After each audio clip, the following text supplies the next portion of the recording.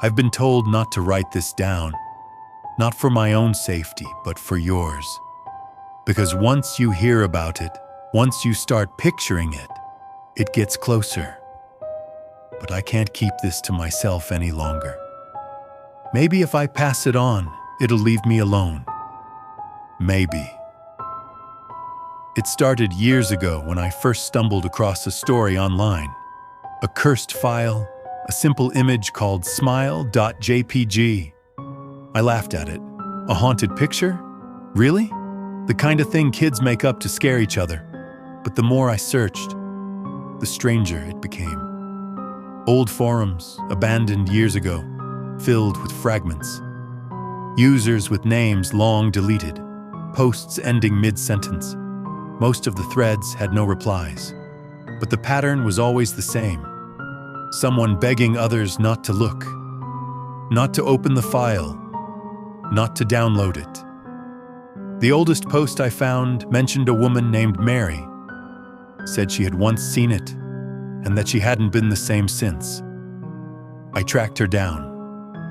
She lived in a small house with her husband. The curtains were drawn even at midday. When I asked about the image, she went pale. Her hands trembled so hard, she nearly dropped her teacup. Her husband stepped in before she could answer. He said she still woke up screaming some nights, that she wouldn't go near a computer, that she begged him to burn every magazine with a dog in it. When I pressed him, he said something I'll never forget. She told me the picture doesn't just show a dog, it wants you to see it. It waits until you do. Mary refused to talk to me again after that. Her husband made me leave. I should have stopped there, but curiosity has claws. Weeks later, I got an email.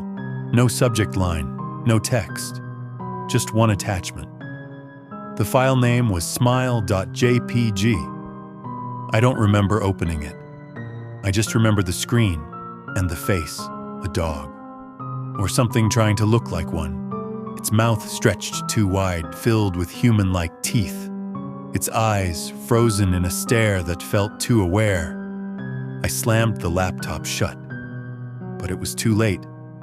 That night, the dreams began. At first, it was just the image, floating behind my eyes when I tried to sleep. But then the dreams grew. I saw the image in reflections, in the shine of my phone, in the black glass of the microwave, in the dull shimmer of a puddle on the street. The face was always smiling, always waiting. The worst part wasn't the face. It was the voice. Low, persistent, at the edge of hearing, it whispered, "Share it. Let me in. Show them." I tried to ignore it. I tried to delete the file, but it was never gone.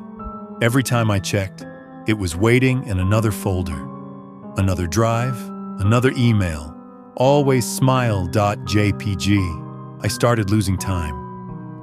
Once, I woke up at my desk, my fingers raw, nails cracked, as if I had been typing for hours. The screen glowed, an email draft open, attachment already in place, recipient unknown. I don't remember writing it. Another night, I woke to find muddy paw prints across my floor. They stopped at my bed. The voice grew louder, the dreams sharper, and every night the demand became clearer. If you don't pass it on, you don't wake up. I thought I could resist, but last week I found myself staring at the file again. And this time, I smiled back. That's when I understood Mary, why she was so afraid, why she could never escape it. The picture doesn't just haunt you, it changes you. It teaches you how to spread it.